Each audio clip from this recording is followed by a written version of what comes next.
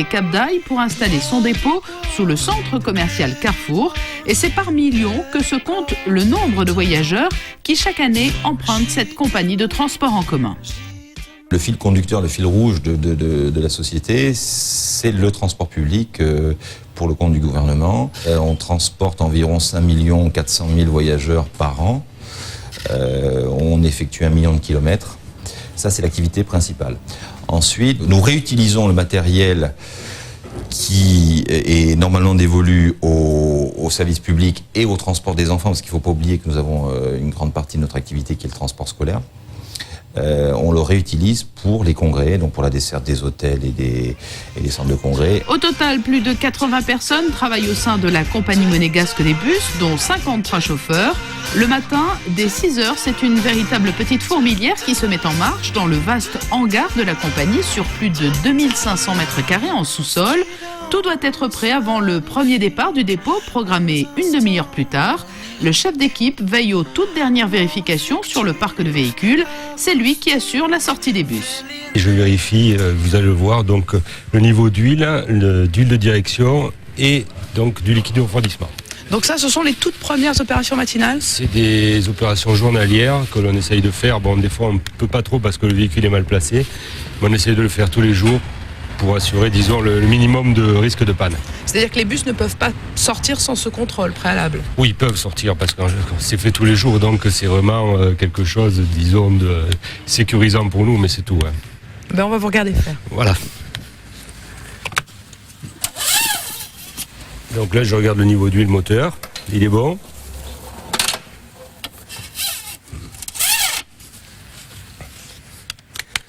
L'huile de direction. Il est bon. Et ici, on ne voit pas maintenant le niveau de refroidissement qui est bon.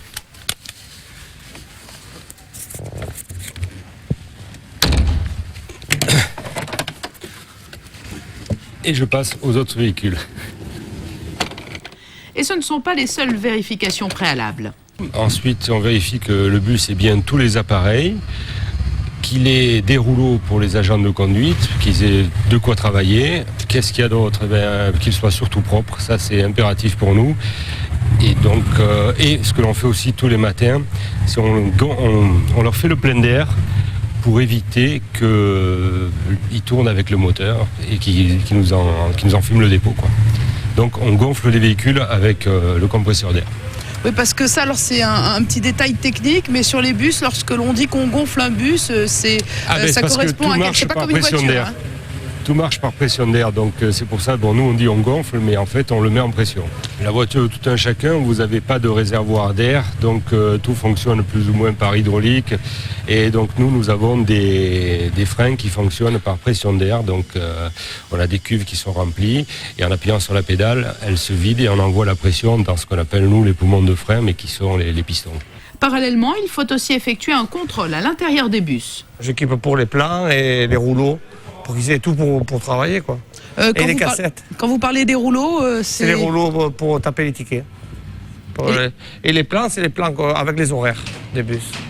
Et la cassette? Et la cassette, c'est la recette qu'ils font toute la journée. Tous les jours, on est obligé de la changer pour qu'ils sachent combien ils ont fait de recettes et tout. Chaque chauffeur, quoi. Et donc ça, le point est établi le matin avant de partir, et non pas le soir? Non, le matin. Tout est fait le matin, avant de partir. C'est cette cassette qui permet de savoir combien de personnes ont emprunté les bus de la compagnie et à quel moment précis de la journée. Il est presque 6h30, le premier bus de la compagnie s'apprête à quitter le dépôt. Ce jour-là, nous avons suivi Frédéric. Ça va toi? Ça va. Bonjour. Ça va? Ciao Fred. Ciao. Bonjour. Ce matin, nous votons pour les élections des délégués du personnel. Il conduit des bus depuis 16 ans. Première étape, le casier, où il récupère sa sacoche de travail. Frédéric, oui. Ça, ce sont les premiers gestes du matin. Qu'est-ce qu'il y a dans cette précieuse sacoche? Il y a la caisse, les cartes, tout ce qu'il faut pour travailler. Frédéric revêt ensuite son uniforme de travail, la blouse blanche.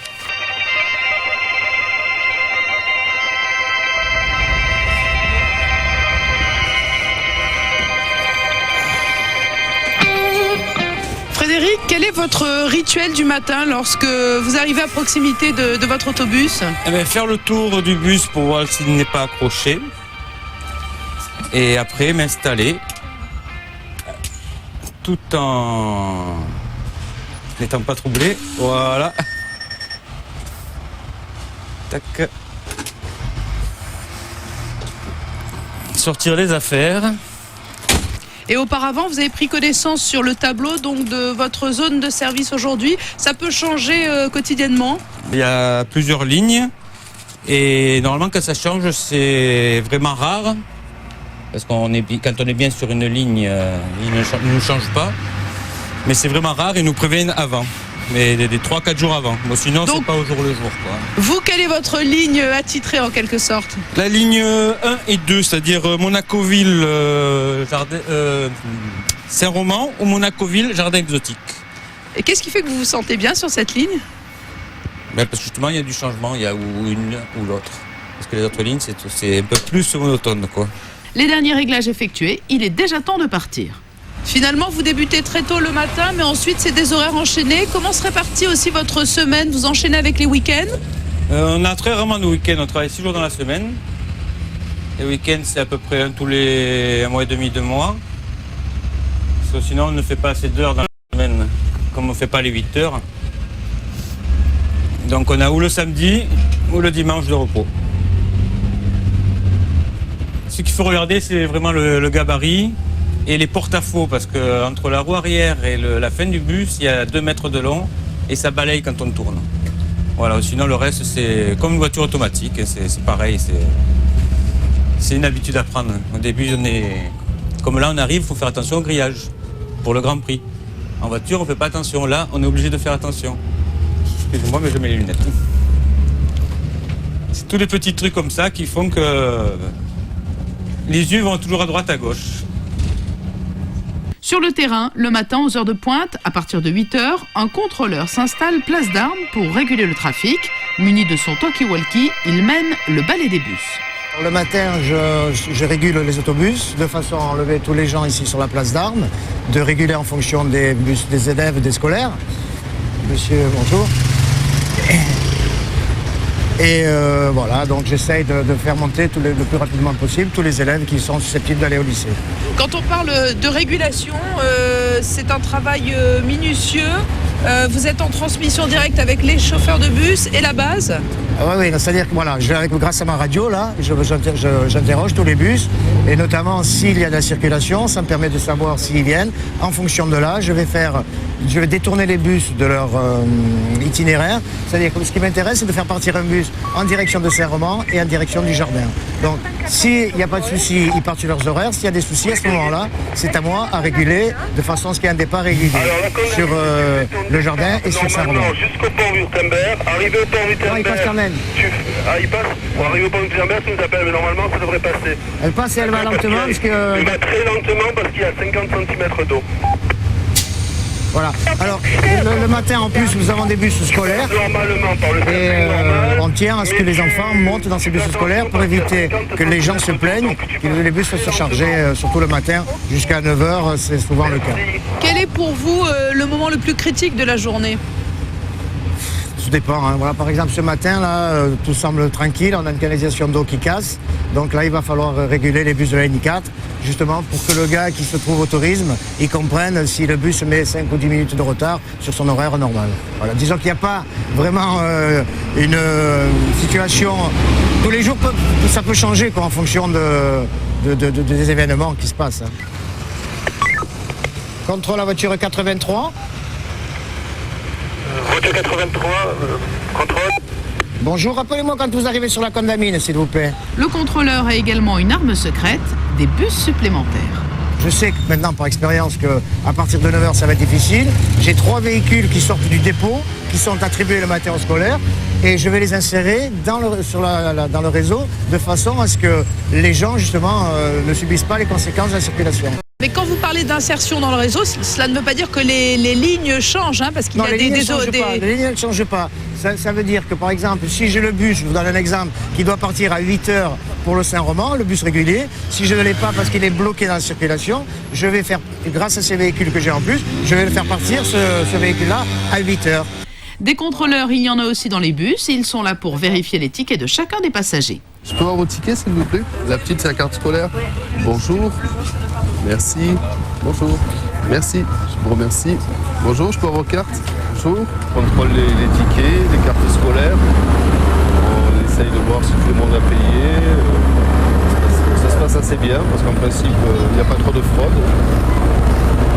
Quelle réaction les gens lorsqu'ils vous voient monter dans le bus? C'est toujours de la stupeur, de l'angoisse parce qu'on trouve plus sa carte ou... Non, non, pas du tout. Non. Non, ça se passe très bien, ça va. Bonjour. Merci. Je regarde si tout va bien, s'il n'y a pas de problème, Déjà, j'ai remarqué qu'il y avait un autre bus qui était pas loin, mais apparemment, j'ai entendu à la radio qu'il est au courant avant moi, puisqu'il est derrière un écran. S'il n'est pas au courant et que je ne l'ai pas entendu, je l'avertis. Je fais un lien entre les contrôleurs et le terrain, quoi. Ces contrôles aboutissent rarement à des sanctions. Il y a très peu de fraudeurs, tout juste quelques oublis. Pas de dégradation non plus dans ces bus. Les passagers voyagent en toute quiétude. Tous les jours, 2-3 fois par jour, je prends le bus. J'ai rendu la voiture, j'ai donné ma voiture à ma petite fille parce que j'ai trouvé que le bus à Monaco était très pratique et très agréable. Quelle est votre ligne de prédilection? Toutes les lignes. Il n'y a que le 5 que je prends très peu. Mais le 1, le 2 et le 6. Le réseau est pratique, couvre bien la principauté? Ah oui, moi je n'ai plus besoin de voiture puisque je descends, j'ai 4 mètres à faire, j'ai l'autobus, j'ai l'arrêt du bus et tout. Pour moi, c'est vraiment formidable.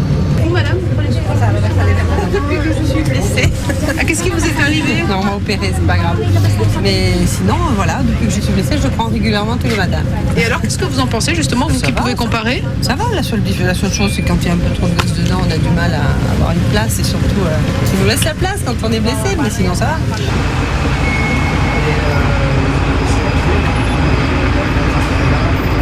Je quitte l'ancienne gare vers Pont-Württemberg avec 8 minutes de retard. Elles ne sont que 2 à la compagnie monégasque des bus, 2 femmes conductrices, parmi elles Birgit. Birgit, comment ça se fait que vous vous êtes retrouvée conductrice de bus? Qu'est-ce qui vous a poussé à faire ce métier qui est quand même un métier hors norme pour une femme?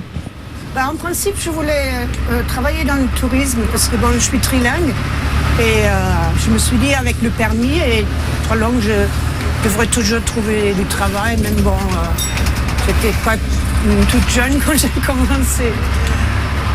Et puis, j'ai essayé, j'ai travaillé dans le tourisme, mais c'était quand même assez dur. On n'avait pas des horaires fixes comme ici, par exemple. Et c'est finalement comme j'ai décidé de poser ma candidature à Monaco et puis je suis bien contente. Une fois toute fine, Birgit, mais c'est quand même un engin d'homme, le volant est extrêmement gros. Est-ce que cela demande quand même aussi des facultés physiques importantes? Oui, il faut quand même être en forme, hein. On ne peut pas... il y a la direction assistée, c'est quand même quelque chose de très bien. Vous avez déjà eu des gens qui sont montés dans le bus et qui ont été extrêmement étonnés de voir une femme au volant? Oui, quelquefois des personnes âgées. De toute façon, ils montent et disent bonjour monsieur. Après, excusez-moi, mais je ne savais pas. Oui, avec les personnes âgées, oui. Alors que Birgit poursuit son service, le contrôleur qui officie en début de matinée place d'Armes a maintenant rejoint son QG au dépôt des bus à Fontvieille. Devant ses écrans d'ordinateur, il va continuer à surveiller le trafic, prêt à pallier toute difficulté. Ici, dans ce bureau, nous avons d'une part la régulation des départs des véhicules, c'est-à-dire que lorsqu'on est en situation normale, je dirais que les horaires se suffisent à eux-mêmes puisque les véhicules sont cadencés sur un horaire théorique. Lorsque par contre la circulation devient difficile ou lorsque il y a un incident sur la voie publique, à ce moment-là, on est obligé de recomposer un horaire à l'instant et c'est le régulateur qui va venir ici dans cette salle et va donner des instructions précises aux chauffeurs. L'objectif étant d'avoir des fréquences de passage aux arrêts de 10 minutes environ. Tous les véhicules sont équipés de radio, ils nous appellent et nous, de là, on leur donne les directives. Voilà, là je vais faire partir, je vais donner le temps de départ. Voiture 81, contrôle. Oui, je vous écoute. Je suis là devant le chantier. Qu'est-ce que je dois faire? Je continue ou... Oui, oui, faites un passage, hein, vous prenez les gens en charge, vous montez jusqu'au coin de tri. Philippe, il n'a pas été encore là-bas. Philippe. Voilà, donc j'ai donné l'ordre de départ à la voiture 37.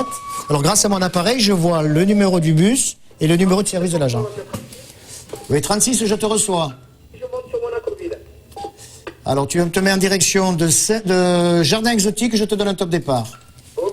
Lorsque la situation devient vraiment trop critique, le contrôleur de la compagnie monégasque des bus se rend directement au CRT, Centre de régulation du trafic, quelques étages plus haut.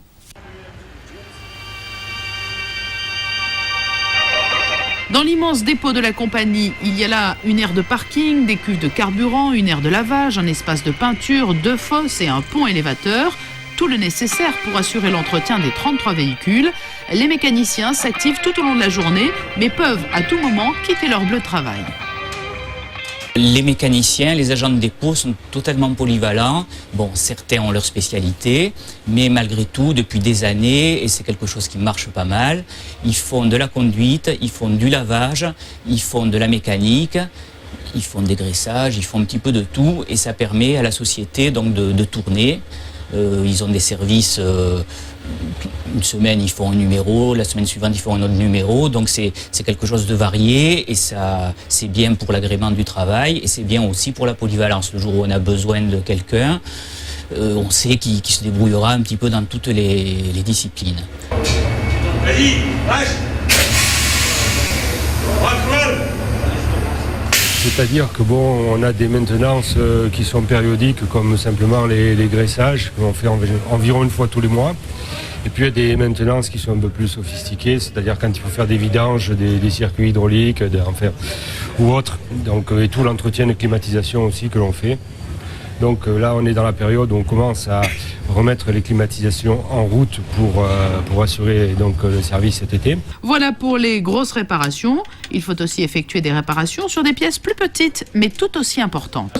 Ces appareils qui servent donc à la billetterie.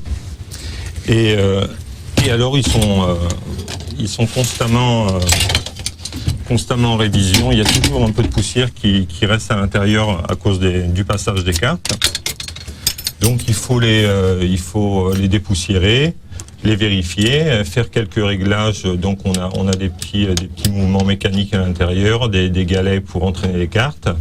Donc tout ça demande un léger entretien. Hein. C'est suivi constamment.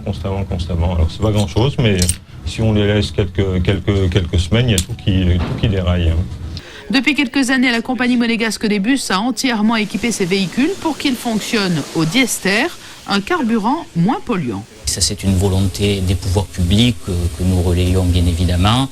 Bon, le diester, c'est un carburant écologique, c'est une espèce de substitut du gasoil qui est fait à partir de plantes, de colza essentiellement. Et donc, déjà, c'est une énergie renouvelable. Et ça limite un petit peu les émissions de particules. La journée s'achève déjà et l'activité reprend de plus belle dans le dépôt. À partir de 18h30, les bus rentrent un à un. Ils vont être entièrement nettoyés. Dès que les bus rentrent, on arrive, on badge. On badge le bus pour avoir les informations de la journée. Les kilomètres, c'est un appareil qu'on met à l'intérieur du récepteur, on va dire. Et on a tous les kilomètres de la journée qui ont été faits et l'heure à laquelle il est rentré. Et ça ensuite c'est transmis au bureau? On badge à la pompe directement et après c'est transmis au bureau. Là, à partir de là, on fait le plein et un collègue il fait le balayage et la serpillière et l'autre il fait les glaces. Et ça c'est quotidien? Et ça c'est quotidien, c'est tous les soirs. Dès qu'il rentre un bus, on est obligé de faire ça. Le dernier bus rentre à 21h. À 22h, le dépôt refermera alors ses portes pour les rouvrir le lendemain matin dès 6h et ce, 7 jours sur 7.